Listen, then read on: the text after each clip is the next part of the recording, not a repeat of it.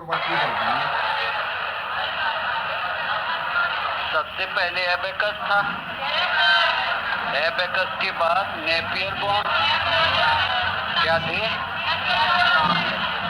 पहला adding device, calculating device abacus किसने बनाया? चाइना वालों ने। उसमें जो गोली होती है उनको क्या बोलते हैं? बीट बोलते हैं। कैलकुलेटिंग डिवाइस था। दूसरा कौन सा है? Napier bond. नेपियर बॉन्ड किसने बनाई? जॉन नेपियर ने। मल्टीप्लाई भी करती है, डिवीजन भी करती है, स्क्वायर भी करती है, स्क्वायर रूट भी करती है। लोगरिथमिक टेबल याद है? लघुगणक बोलते हैं, वो भी किसने दिया? जॉन नेपियर ने। सबको पता है। फिर इसके बाद कौन सा? Slide rule. स्लाइड रूल किससे संबंधित था? ट्रिग्नोमेट्री। लेकिन उसका बेस भी क्या था? Fast calculation. और किसके बेस पर था? Logarithmic table. किसके बेस पर? लोगरिथमिक टेबल हो गया था। उसके बाद कौन सा आया? Pascaline calculator. क्या था? Pascaline calculator. सबको पता है। जो पास्कलाइन कैलकुलेटर है ब्लेज पास्कल ने पहला मैकेनिकल एडिंग डिवाइस बोलते हैं। क्या बोलते हैं? पहला मैकेनिकल एडिंग डिवाइस। सबको पता भी है पक्का। इसके बाद एरिथोमोमीटर। सबसे ज्यादा पॉपुलर कौन सा था? एरिथमोमीटर। ये भी क्या था? कैलकुलेटर था।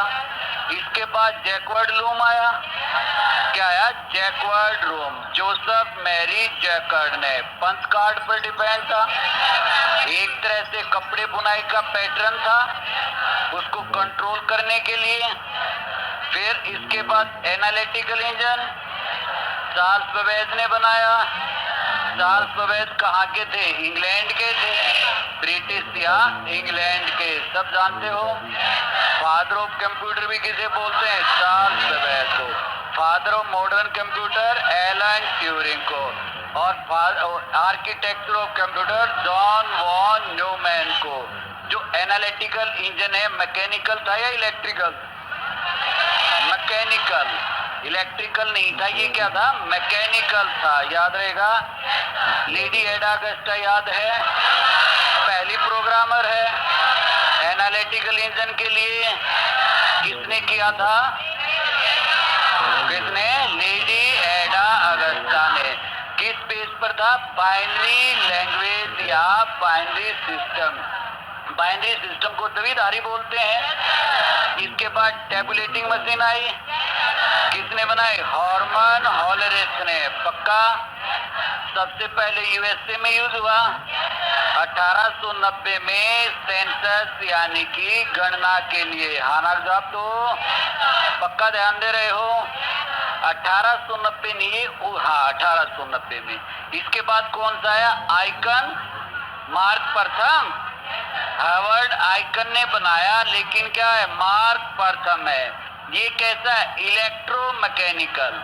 खाली मैकेनिकल तो एनालिटिकल इंजन, और इलेक्ट्रोमैकेनिकल मार्क प्रथम है। इसके बाद एनियाक फेमस है। एनियाक की फुल फॉर्म पता ही है? Electronic numerical integrator and calculator. जैसे आप नेट पर सर्च करते हो तो कई जगह कंप्यूटर भी लिखा है, लेकिन वास्तव में ये क्या है? कैलकुलेटर है। याद रह जाएगा। किसने बनाया था? जेपी मॉडले और जेपी अकार्ड और जॉन मॉडले ने। याद रहेगा। पहला इलेक्ट्रॉनिक है। इनियाक पहला इलेक्ट्रॉनिक, एनालिटिकल पहला मैकेनिकल, और मार्क प्रथम पहला इलेक्ट्रोमैकेनिकल। याद रह जाएगा। फिर एडसेक आया। एडसेक यानी कि electronic delay storage automatic calculator. Maurice Wilkes ने बनाया था भाई। इसकी अपनी विशेषता क्या थी? Program stored computer. क्या कहलाता है? Program stored computer. सब जानते हो पक्का। इसके बाद एडवेक आया। एडवेक की full form electronic discrete variable automatic computer. किसने बनाया था? जॉन वॉन न्यूमैन ने। पहला कमर्शियल कौन सा? यूनिवैक। फुल फॉर्म क्या है? Universal automatic computer. ये भी किसने बनाया? जेपी अकार्ड और जॉन मॉसले ने। याद रह जाएगा। कंप्यूटर की जनरेशन जानते हो? पहली जनरेशन 1942 से 1954 या 56 बोलते हैं। आना साहब, तो पहली जनरेशन में switching device, vacuum tube, operating system, batch operating system. पक्का? Internal memory, magnetic drum. क्या कहलाता है? Magnetic drum. कौन सी लैंग्वेज? मशीन लैंग्वेज या असेंबली लैंग्वेज या बाइनरी लैंग्वेज। पक्का? ध्यान भी है। यूनिवैक कौन सी जनरेशन का? पहली जनरेशन का। एडवेक ये सारे इनियाक और एडवेक ये किसके हैं? पहली जनरेशन के हैं। सब जानते हो? याद भी है सबको। पर्टिकुलर साइंटिफिक यूज के लिए था। किसके लिए था? साइंटिफिक यूज के लिए। फिर दूसरी जनरेशन 1956 से 1963 या 64 पढ़ लिया था। इसकी जगह क्या आया? ट्रांजिस्टर। एक ट्रांजिस्टर कितने उसको? कितने उसको? 4 उसको या 40? 40 वैक्यूम ट्यूब को रिप्लेस करता है। ट्रांजिस्टर के अंदर 3 लेग थी। पक्का? यानी एक साइड कौन सी? एमीटर, एक कलेक्टर और एक बेस। हाँ ना जवाब। तो जो ये तीनों पिन है ये किसको शो करते हैं? कलेक्टर, एमीटर और बेस को। पक्का ध्यान दे रहे हो? यानी कि ये एमीटर और ये बेस और ये कलेक्टर, यानी एनपीएन सुना होगा ना, पीएनपी सुना होगा। ये सारे ट्रांजिस्टर होते हैं और अपने आप में जो ये लेग होती है उसके पॉइंट होते हैं। एक हमेशा उसमें टर्मिनल एमीटर होता है, एक बेस होता है और एक कलेक्टर होता है। आना जवाब तो लेफ्ट साइड का एमीटर बोलते हैं, बीच वाले को बेस बोलते हैं और राइट साइड को कलेक्टर। लेकिन ये जरूरी नहीं है, लेकिन मोस्टली क्या होता है? ऐसे ही होता है। कलेक्टर जो होता है ये लेफ्ट पर भी हो सकता है, राइट पर भी, ऐसे ही बेस भी। लेकिन ज्यादातर स्ट्रक्चर यही होता है, एमीटर लेफ्ट, बेस बीच में और कलेक्टर अपना राइट साइड। याद रह जाएगा। विलियम शोकले नाम याद है? ट्रांजिस्टर सबसे पहले किसने बनाया था? विलियम शोकले ने बनाया था। याद भी रह गया मेरे बच्चों? श्योर। फिर आप लोग जानते हैं ट्रांजिस्टर किसके बने होते हैं? Silicon, germanium, gallium. पक्का याद रहेगा। सिलिकॉन स्टेट किसे बोलते हैं? कर्नाटक। और सिलिकॉन सिटी किसको बोलते हैं? बंगलुरु। सिलिकॉन वैली किसको बोलते हैं? कैलिफोर्निया। प्रोसेसर सारे किसके बने होते हैं? सिलिकॉन के बने होते हैं। याद रह जाएगा। पक्का। फिर आप लोग जानते हैं सेकंड जनरेशन में टाइम शेयरिंग कैसा ऑपरेटिंग सिस्टम था? टाइम शेयरिंग ऑपरेटिंग सिस्टम था। याद रह जाएगा। बेसिक लैंग्वेज थी। कौन सी थी? बेसिक लैंग्वेज थी। और कौन सी? कोबॉल और फॉर्ट्रॉन। कौन सी थी? कोबॉल और फॉर्ट्रॉन। याद रह जाएगा। बेसिक का फुल फॉर्म बता दोगे? Beginners all symbolic instruction code. क्या कहलाएगा? Beginners all symbolic instruction code. याद रह जाएगा।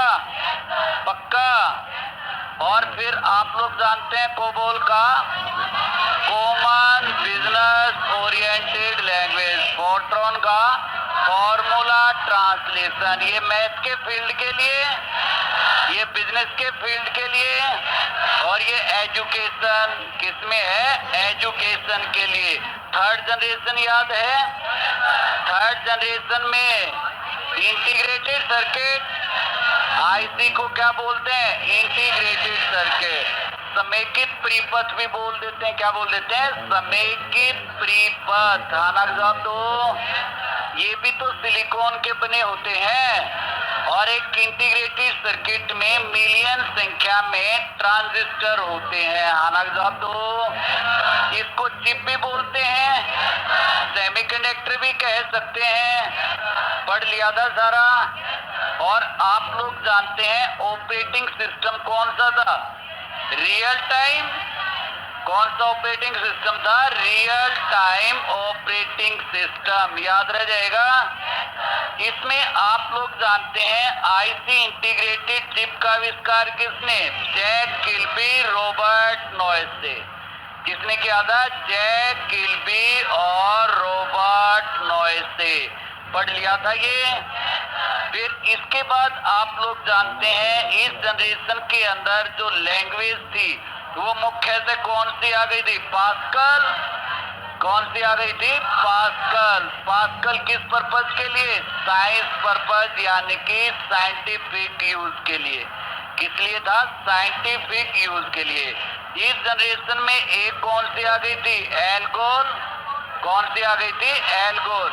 एल्गोरिथमिक लैंग्वेज क्या बोलते हैं? Algorithmic language. मिनी कंप्यूटर याद है ना? तीसरी जनरेशन ही तो है। मॉनिटर याद है ना? तीसरी जनरेशन ही तो है पक्का। और साथ के साथ कीबोर्ड भी याद है ना? कौन सी जनरेशन का है? थर्ड जनरेशन का है। याद रह जाएगा? श्योर। फिर fourth generation.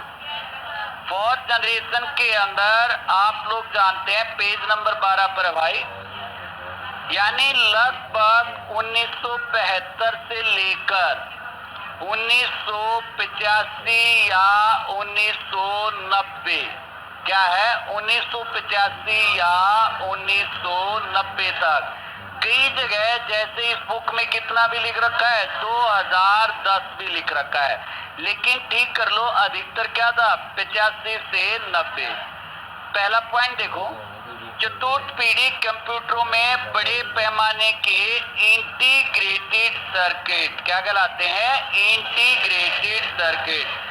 Very large scale integrated circuit.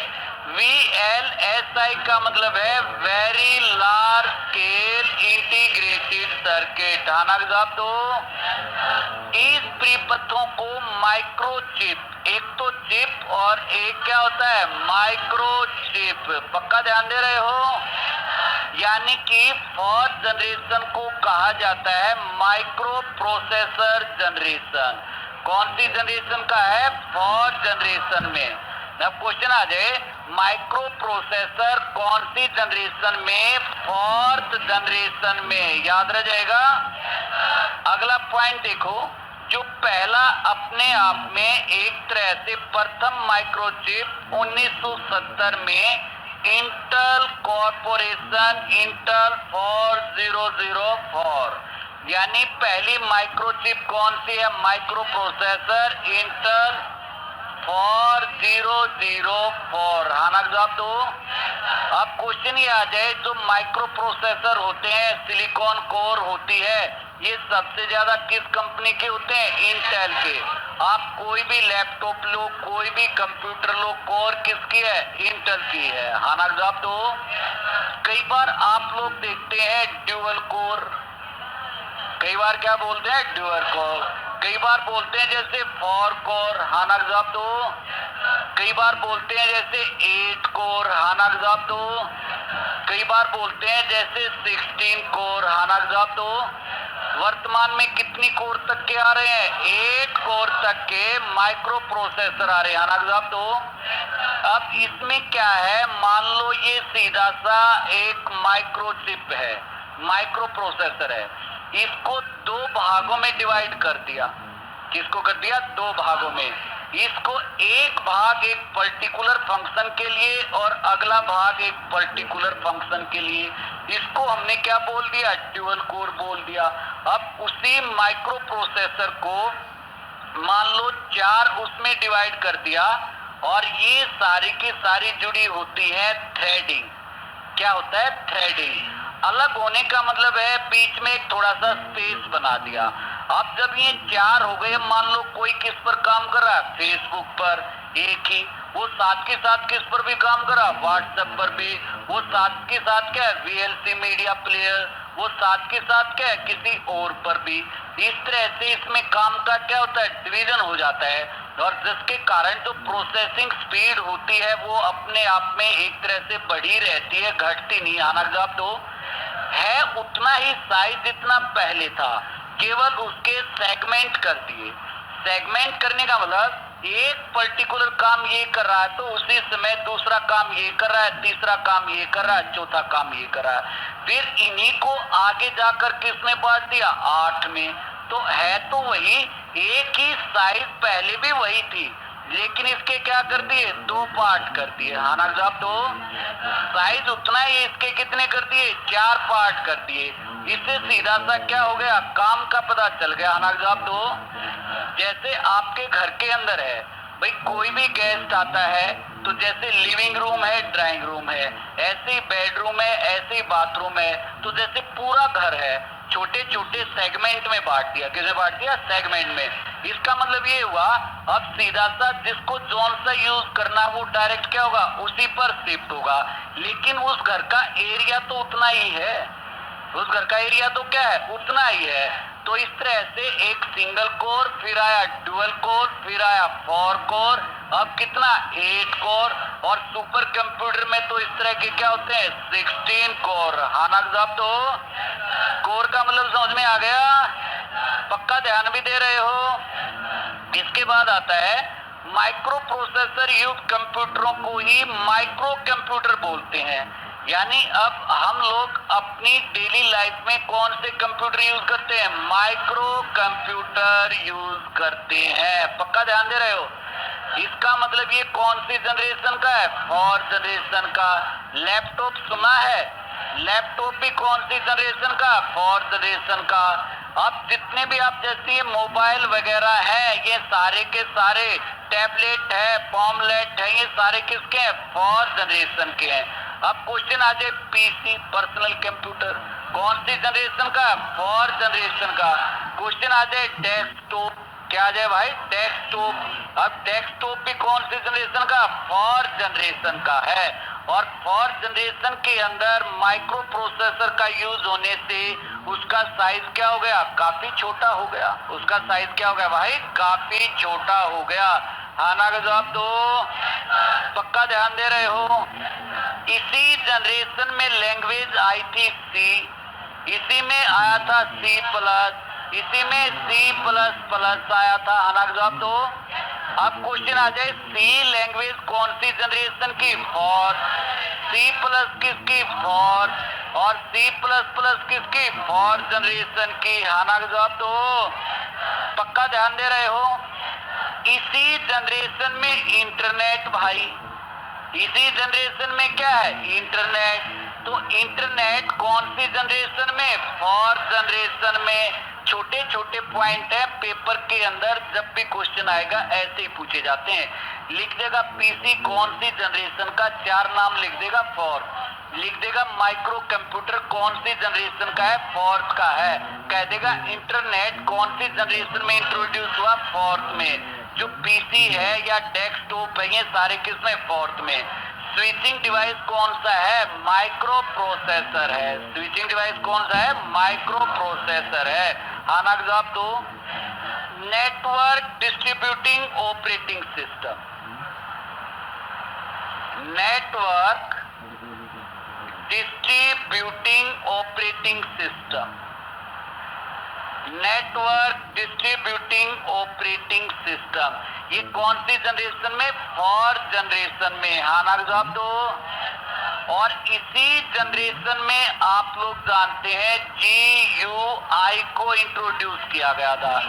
यानी जैसे एनिमेशन करना, या जैसे एक तरह से PPT वगैरह का, या आप लोग कह सकते हैं जैसे ग्राफिक इमेज होना, तो उसी में तो यूज होता है GUI।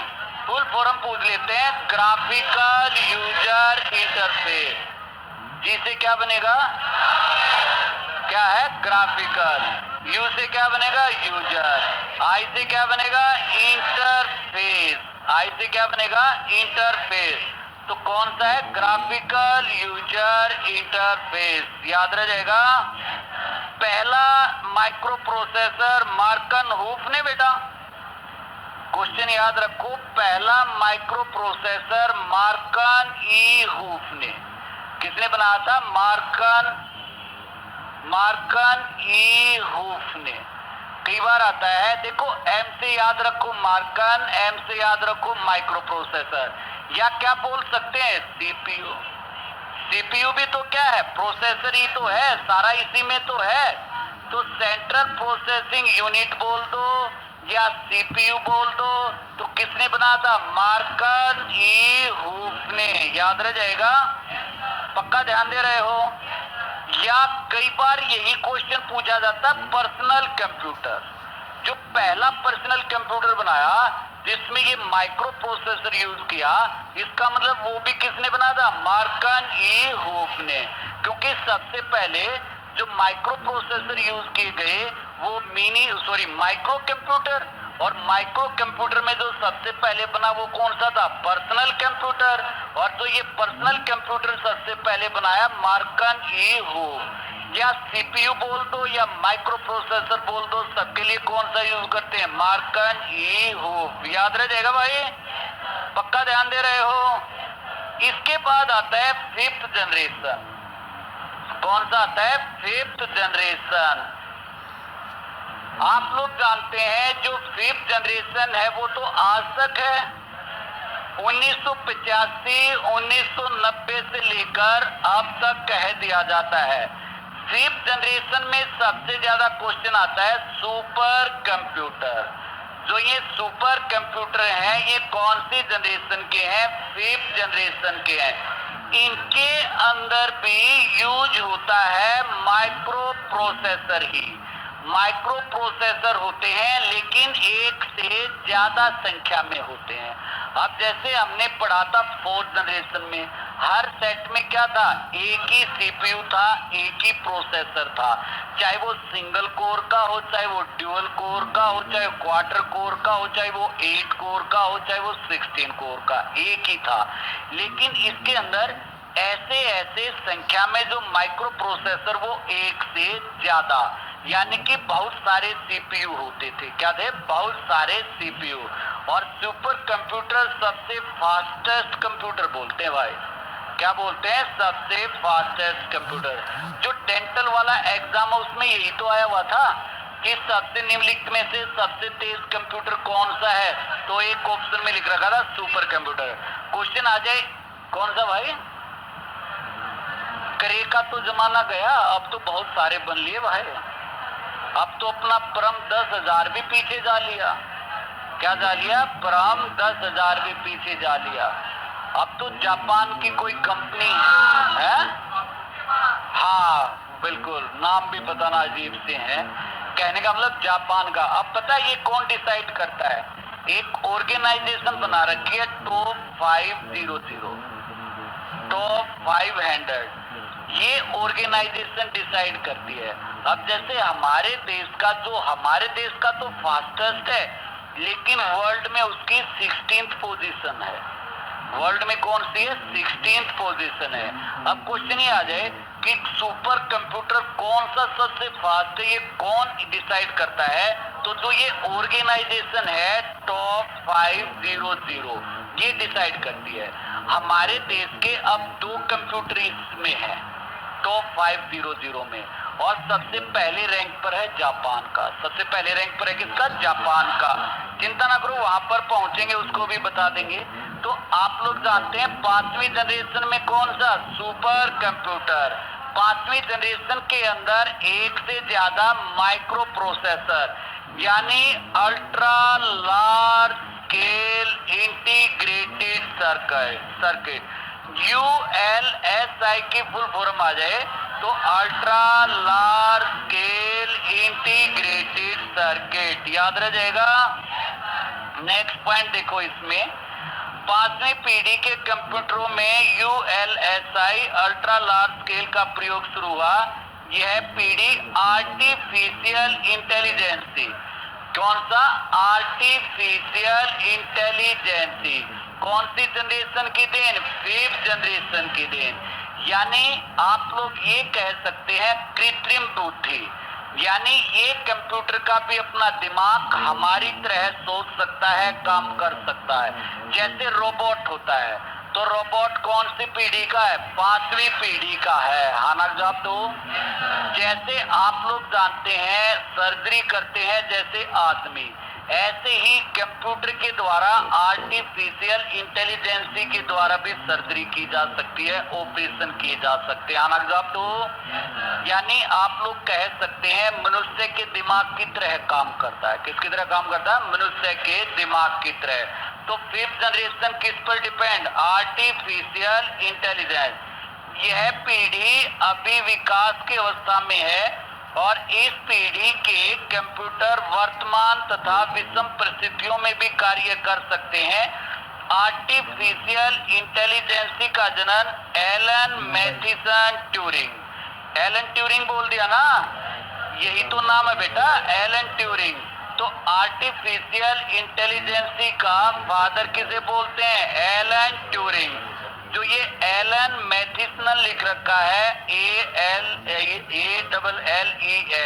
तो यही क्या होता है? एलन ट्यूरिंग है, वही जिसको आप लोग मॉडर्न कंप्यूटर का फादर बोलते हैं।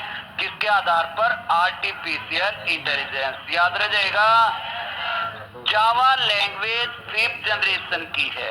जावा किसकी है? 5th जनरेशन की है। .NET कौन सी जनरेशन का है? 5th जनरेशन का है। .NET किसका है? 5th जनरेशन का है। जैसे पास्कल कौन सी जनरेशन का है?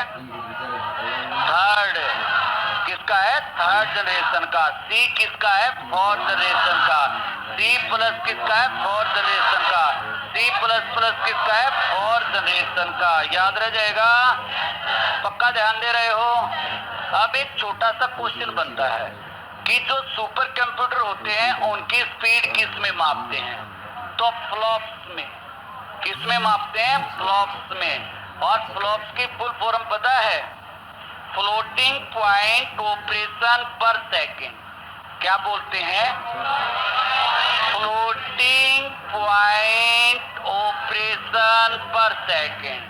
फ्लोटिंग पॉइंट ऑपरेशन पर सेकेंड क्या कहलाता है? फ्लोटिंग पॉइंट ऑपरेशन पर सेकेंड। ये भी बहुत बार पूछा जाता है कि सुपर कंप्यूटर की स्पीड किस में मापते हैं? फ्लॉप्स में। फ्लॉप्स की फुल फॉर्म होती है फ्लोटिंग पॉइंट ऑपरेशन पर सेकेंड। याद रहेगा। पक्का ध्यान दे रहे हो। वर्ल्ड का सबसे पहला फास्टेस्ट सुपर कंप्यूटर बना था 1964 में। इसको बोलते हैं CDC कंपनी ने बनाया था, इस कारण इसका पूरा नाम है CDC 6600। और इसको बनाने में जो मेन इंजीनियर था वो क्रे, इसी कारण इसको क्रे 1 भी बोलते हैं। इसी कारण इसको क्या है? क्रे 1 भी बोलते हैं। एक ही बात है मेरे बच्चों, CDC 6600 बोल दो या क्रे 1 बोल दो या क्रे बोल दो, एक ही बात है। इसी व्यक्ति ने 30 इंजीनियरों के साथ मिलकर CDC 6600 का निर्माण किया था। तो कई बार तो ये ऑप्शन में लिखा होता है, कई बार ये ऑप्शन में लिखा होता है। जब दोनों ऑप्शन में लिखा होगा तो इसको टिक करेंगे। किसको टिक करेंगे? CDC 6600। कंप्यूटर का नाम ये था। नॉर्मल उसको मॉडल बोल सकते हैं। क्या था? मॉडल। कौन सा था? CDC 6600। लेकिन जिस व्यक्ति ने बनाया उसका नाम क्या था? क्रे। तो क्रे बोल दो या CDC 6600 बोल दो, याद रह जाएगा। फिर हमारे देश का पहला सुपर कंप्यूटर पुणे में बनाया गया था। कहां पर बनाया गया था? पुणे के अंदर बनाया गया था। और किस कंपनी ने? C-DEC। किस कंपनी ने? C-DEC। और किसके नाम से जानते हैं? परम 8000। किसके नाम से जानते हैं? परम 8000। हाँ ना जवाब दो। तो हमारे देश का पहला सुपर कंप्यूटर परम 8000 है और पुणे की कंपनी सी-टेक ने बनाया था ना साहब। तो 1991 में बनाया गया था भाई। कब बनाया गया था? 1991। फिर 1992 में ही बनाया गया परम 8600। कौन सा बनाया गया? परम 8600। फिर 1998-99 में बनाया गया परम 10000। कौन सा बनाया गया? परम 10000। थाना साहब। तो इसको बनाने का श्रेय जाता है विजय पी भाटकर। क्या है? विजय पी भाटकर। विजय पी भाटकर के नाम से है। किसके नाम से भाई? विजय पी भाटकर। हाँ ना साहब। तो अब हमारे देश का पहला सुपर कंप्यूटर किसने बनाया? विजय पी भाटकर ने। किस कंपनी ने बनाया? सी-टेक ने। ये कंपनी कहाँ की है? पुणे की है। कंप्यूटर का नाम क्या था? परम 8000। फिर इसी कंपनी ने 92 में कौन सा बनाया? परम 8600। 99-98 में कौन सा बनाया? परम 10000। कौन सा भाई? परम 10000। हाँ ना साहब। तो पक्का ध्यान दे रहे हो? वर्ल्ड में पहला कौन सा बना था? सीडीसी 6600। किसके? करे ने। किसने बनाया था? करे ने। याद रह जाएगा। पक्का ध्यान दे रहे हो? तो 500 के अनुसार, ऑर्गेनाइजेशन के अनुसार वर्ल्ड का वर्तमान में 2020 नवंबर से सबसे फास्टेस्ट है फागुका। फुगाकू भी बोलते हैं भाई। इसे नाम लिखने पड़ेंगे। कौन सा है? फुगाकू। और कहाँ का है? जापान का है। कहाँ का भाई? जापान का है। हमारे देश का है एक तो है सिद्धि अल, वर्तमान में 2020 के हिसाब से। कौन सा है? सिद्धि अल। पूरा नाम इसको भी परम सिद्धि अल बोलते हैं। एक है परम मिहिर के नाम से। किसके नाम से? परम मिहिर के नाम से। हमारे देश का वर्तमान में जो फास्टेस्ट कंप्यूटर है, एक तो सिद्धि अल है और एक मिहिर है। दोनों के साथ क्या? परम सिद्धि अल और परम मिहिर। हाँ ना साहब। तो पक्का ध्यान दे रहे हो? पक्का मेरे बच्चों? और वर्ल्ड का कौन सा है? फुगाकू है। कौन सा है? फुगाकू है। वैसे तो वही 10 क्वेश्चन बनते हैं, आप लोग कर पाओ तो। सबसे फास्ट सुपर कंप्यूटर, स्पीड किस में? फ्लॉप्स में। किस पर बेस? आर्टिफिशियल इंटेलिजेंस पर। किस पर? आर्टिफिशियल। वर्ल्ड का पहला सीडीसी 6600 या करे। भारत का परम 8000। कौन सा? परम 8000। किसने बनाया? विजय पी भाटकर ने बनाया। हाँ ना साहब। तो वर्तमान में हमारे फास्टेस्ट कौन से हैं? परम सिद्धि अल, परम मिहिर है। और वर्ल्ड का फास्टेस्ट कौन सा? फुगाकू, जापान कंपनी ने। किसने भाई? जापान कंपनी ने। हाँ ना साहब। तो पक्का ध्यान दे रहे हो? जनरेशन वाले पार्ट से क्वेश्चन आ जाएंगे, कर दोगे?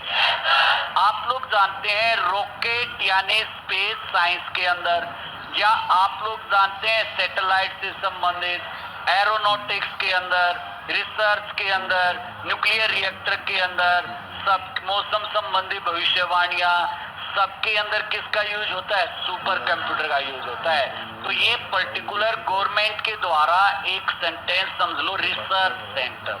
कहाँ पर काम करते हैं? रिसर्च सेंटर में। हाँ ना साहब। तो पक्का ध्यान दे रहे हो? अब देखो नेक्स्ट पॉइंट, किसी भी कंप्यूटर को उसके आकार, क्षमता तथा अनुप्रयोगों के आधार पर वर्गीकृत किया जा सकता है। कर सकते हैं ना? पढ़ लिया था ना ये भी। आकार के आधार पर एक माइक्रो, एक मिनी, एक मेन फ्रेम, एक सुपर। तो सबसे छोटे कौन से हैं? माइक्रो। इससे बड़े कौन से हैं? मिनी। इससे बड़े कौन से हैं? Main frame. सबसे बड़े कौन से हैं? Super computer. कुछ बात समझ में आई? जितने छोटे हैं उतनी स्पीड कम और उतना ही सस्ता। उतना ही क्या है? सस्ता है। हालांकि साहब तो जितने बड़े हैं उतनी स्पीड ज्यादा और उतने ही महंगे। सिंपल सी बात है ना भाई। यार एक तो आप मान लो 42 इंची, एक 65 इंची, 62 इंची, अपने आप सस्ते महंगे का पता चल जाता है ना। लेकिन मिनी माइक्रो कंप्यूटर के लिए बोलते हैं हमारे हिसाब से, इंडिविजुअल के हिसाब से सस्ते और फास्टेस्ट। क्या बोलते हैं? सस्ते और फास्टेस्ट, इंडिविजुअल के हिसाब से बोलते हैं। अगर जो इनको कंपेयर करेंगे तो सस्ते तो हैं लेकिन फास्ट नहीं है। लेकिन जैसे हम लोग यूज करते हैं हमारे हिसाब से क्या है, सस्ते भी हैं और फास्टेस्ट भी हैं। याद रह जाएगा। माइक्रो कंप्यूटर में देखो, माइक्रो कंप्यूटर को निजी कंप्यूटर, पर्सनल कंप्यूटर और पीसी के नाम से भी जानते हैं। ये सबसे छोटे प्रकार के कंप्यूटर होते हैं जिस पर एक बार में सिर्फ एक ही व्यक्ति कार्य कर सकता है। यद्यपि इनकी मेमोरी की साइज और कार्य क्षमता पर्सनल कंप्यूटर और पीसी के नाम से भी जानते हैं। ये सबसे छोटे प्रकार के कंप्यूटर होते हैं जिस पर एक बार में सिर्फ एक ही व्यक्ति कार्य कर सकता है। यद्यपि इनकी मेमोरी की साइज और कार्य क्षमता अन्य कंप्यूटर वर्गों के मुकाबले क्या होती है, काफी कम होती है, परंतु फिर भी यह एक कॉम्पैक्ट, शक्तिशाली तथा वर्सेटाइल कंप्यूटर होता है। माइक्रो कंप्यूटर में डेस्कटॉप आपने समझ ही रखा है, आना जवाब दो। अब देखो लैपटॉप और डेस्कटॉप में क्या डिफरेंस है। हाँ, लैपटॉप को आप कहीं पर भी रखकर काम कर सकते हो, लेकिन आपने देखा होगा ना मॉनिटर के साथ में एक बक्सा होता है वर्टिकल साइज का, उसी को क्या बोलते हैं, डेस्कटॉप बोलते हैं। उसका प्रोसेसर उसी में होता है। लेकिन जो आपके मान लो फोन में प्रोसेसर है, आपके नेटबुक में प्रोसेसर है, उसको आप कहीं पर भी, पोर्टेबल है, वो क्या है, पोर्टेबल है। लेकिन डेस्कटॉप इतना ज्यादा पोर्टेबल नहीं है, एक ही जगह रख के वहीं पर जाकर काम करना पड़ेगा। हाँ जवाब दो। फिर नेक्स्ट पॉइंट आता है इसके अंदर, ये सर्वाधिक प्रचलित कंप्यूटर होते हैं, इनको टेबल पर रखकर कार्य किया जाता है। ये डेस्कटॉप कंप्यूटर ही होते हैं जिन्हें हम यहाँ वहाँ सभी स्थानों पर देखते हैं। इनमें एक तो मेन क्या होगा, सीपीयू, एक मॉनिटर, एक कीबोर्ड और एक माउस आदि होते हैं। नोटबुक कंप्यूटर, इन्हें लैपटॉप बोलते हैं। ये एक छोटा हल्का आसानी से एक स्थान से दूसरे स्थान पर किया जाने वाला कंप्यूटर। यह दिखने में एक छोटी अटैची जैसा, लेकिन यह पूरी तरह से डेस्कटॉप के बराबर शक्तिशाली, उससे भी ज्यादा शक्तिशाली होता ना। इसे कोई भी व्यक्ति आसानी से अपनी गोद में रखकर कार्य कर सकता है, इसी कारण तो इसका नाम लैपटॉप पड़ गया। आना जवाब दो। इन्हें बिजली के अतिरिक्त बैटरी से भी चलाया जा सकता है और वर्तमान में इनका प्रचलन क्या है, सबसे ज्यादा। फिर एक टैबलेट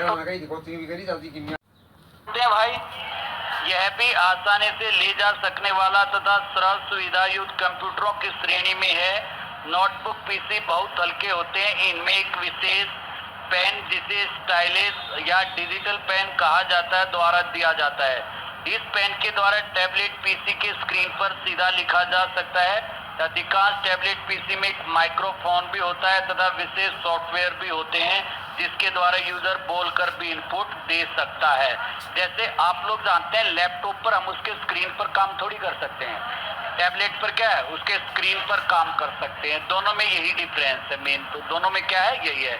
जैसे आपका लैपटॉप आपकी वॉइस को रिकॉग्नाइज थोड़ी कर सकता है, लेकिन जो यहाँ पर जो टैबलेट होता है वो क्या होता है, वॉइस को भी रिकॉग्नाइज कर सकता है। फिर एक आता है पाम टॉप, हथेली जैसा भाई। यह आसानी से हथेली पर रखे जा सकने वाला तथा किसी छोटी डायरी के आकार का कंप्यूटर होता है। इसे बोलते हैं हम पीडीए, यानी पर्सनल डिजिटल असिस्टेंट। सामान्यतः इसका उपयोग विशेष अनुप्रयोगों जैसे फोन नंबर तथा पते को प्रदर्शित करने, नोट लिखने में किया जाता है और यूजर को स्क्रीन पर सीधे लिखने के लिए एक पेन की सुविधा भी दी जाती है। जैसे आपका फोन वगैरह भाई, आपका जो फोन वगैरह वो क्या पाम टॉप ही तो है, उसी को तो आप हथेली पर लेकर काम करते हो, गोदी में ढाई रहो हो, हथेली पर तो है भाई। अरे आना जवाब दो। मिनी कंप्यूटर, इसे थोड़े बड़े साइज के सामान्य उद्देश्य वाले होते हैं, यानी कि पर्टिकुलर इंडस्ट्री के अंदर मिनी कंप्यूटर एक साथ कितने 200 यूजर को एक साथ कार्य करने की सुविधा। इनमें एक से अधिक सीपीयू, यूजर्स एक सेंट्रल मिनी कंप्यूटर को अपने टर्मिनल से एक्सेस कर सकते हैं। आप कह सकते हैं ऑटोकैड के अंदर, मेडिकल फील्ड के अंदर, किसी एक पर्टिकुलर छोटे एरिया में।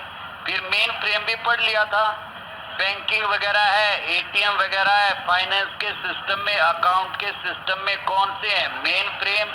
ये मिनी कंप्यूटर से क्या है, बड़े हैं। सुपर भी पढ़ लिया भाई। ये कंप्यूटर आकार में सबसे बड़े तथा उच्च मेमोरी एवं प्रोसेसिंग गति वाले होते हैं। ये क्या होते हैं, सर्वाधिक महंगे होते हैं। इनकी गति किसी माइक्रो कंप्यूटर की तुलना में क्या होती है, 1000 से 10 लाख गुना होती है। अब इनका यूज किस में होता है, मौसम का पूर्वानुमान लगाने में, तेल व खनिजों को ढूंढने में, अत्यधिक माइनर जो गणितीय गणनाएं होती है उनको, हथियारों तथा बड़ी मशीनों के निर्माण, पूरा अनुसंधान आदि में। सुपर कंप्यूटर में जैसे परम है, करे है, एनईसी है, सीडीसी है। भारत का प्रथम कौन सा था, परम 8000 किसने बनाया था, सीडैक ने। भारत में निर्मित सुपर कंप्यूटर अनुपम का आविष्कार किसने किया था, पार्क मुंबई। भारत का सबसे तेज गति वाला सुपर कंप्यूटर प्रत्यूष। लेकिन वर्तमान में कौन से, सिद्धि आल और मिहिर है। हाँ ना जवाब दो। प्रत्यूष तो क्या था, पहले था, ध्यान भी दे रहे भाई। फिर उपयोग के आधार पर एक एनालॉग, एक डिजिटल, एक हाइब्रिड। एनालॉग क्या, फिजिकल के साथ, जैसे तापमान बढ़ रहा है वो भी मैनुअली तापमान बढ़ता हुआ दिखाएंगे, तापमान गिर रहा है तापमान घटता हुआ दिखाएंगे। यानी एनालॉग का मतलब उसके कंपेयर करके, उसको क्या करके, कंपेयर करके। ये कंप्यूटर अंकों पर कार्य न करते हुए अंकों पर, यानी बाइनरी सिस्टम। अंकों का मतलब क्या है, बाइनरी सिस्टम। हाँ ना जवाब दो। अंकों को यहाँ पर ये मत समझना संख्या से, अंकों का मतलब क्या है, 0 1 में काम नहीं करते। जैसे गाड़ियों के अंदर पुराने ऑडोमीटर होते थे ना भाई, वो गाड़ी की स्पीड बढ़ती थी, दूरी तय करता था, उसी हिसाब से तो चक्री घूमती थी स्पीड से। कम धीरे चलता था वो चक्री कम स्पीड से घूमती थी। वो सुई है, जितना स्पीड बढ़ाएंगे तो उतना क्या है, ज्यादा। वो क्या है, एनालॉग है। लेकिन एक बाइनरी सिस्टम पर करते हैं, वो सीधे डिजिट में दिखाते हैं। किस में दिखाते हैं, डिजिट में। डिजिट में तो ओडोमीटर ने भी दिखाया, लेकिन जो ओडोमीटर ने डिजिट में दिखाया वो कंपेयर करके दिखाया। क्या करके दिखाया, कंपेयर करके दिखाया। जैसे स्पीडोमीटर है, घड़ी है, थर्मामीटर है। हाँ ना जवाब दो, पक्का ध्यान दे रहे हो। अब जैसे घड़ी टाइम दिखाती है ना भाई, पहले स्प्रिंग वाली घड़ी थी ना, वो एनालॉग थी। वो क्या थी, एनालॉग थी। फिर बच्चों की ऐसी घड़ी आई ना जिस पर संख्याओं में लिखा आता था सीधा, वो क्या थी, डिजिटल थी।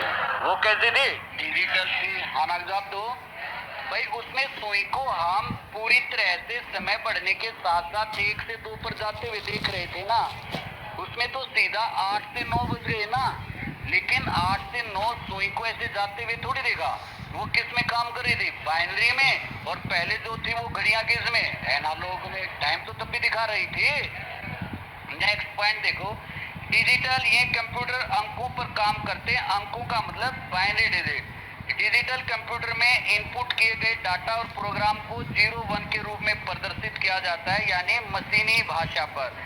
डिजिटल कंप्यूटर गणना करने के साथ साथ तार्किक क्रियाएं भी संपादित करते हैं, अपने सब यूज करते हैं। वो क्या है, डिजिटल कंप्यूटर है। हाइब्रिड, एनालॉग तथा डिजिटल दोनों का मिश्रण होते हैं। ये कंप्यूटर ताप, गति आदि संकेतों पर कार्य करते हैं और गणना करने एवं तार्किक क्रियाएं करने का भी। और इनका निर्गत किस रूप में, अंकों अथवा मापन की किसी भी इकाई में करते हैं। जैसे चिकित्सा क्षेत्र के अंदर ब्लड प्रेशर मापना, क्या है, एक तो ब्लड प्रेशर, दो तरह के आते हैं ना, एक तो जैसे हाथ पर क्या पट्टा सा बांधा, मरकरी भरा है, वो अप डाउन हो रहा है प्रेशर के साथ। आना जवाब दो। तो जब वो अप डाउन हो रहा है तो जो देखने वाला उसी ने बताया ना इतना है। लेकिन डिजिटल होता तो उसमें अपने आप लिखा हुआ आता। जो एनालॉग था उसको किस में बदल देता, अंकों में बदल देता। किस में बदल देता, अंकों में बदल देता। आना जवाब दो। कंप्यूटर के फायदे पता ही भाई, एजुकेशन में और मेडिकल साइंस में, एडमिनिस्ट्रेशन में, विज्ञान और प्रौद्योगिकी, वाणिज्य, बैंकिंग, मनोरंजन, सुरक्षा, संचार क्षेत्र, उद्योग। हाँ ना जवाब दो।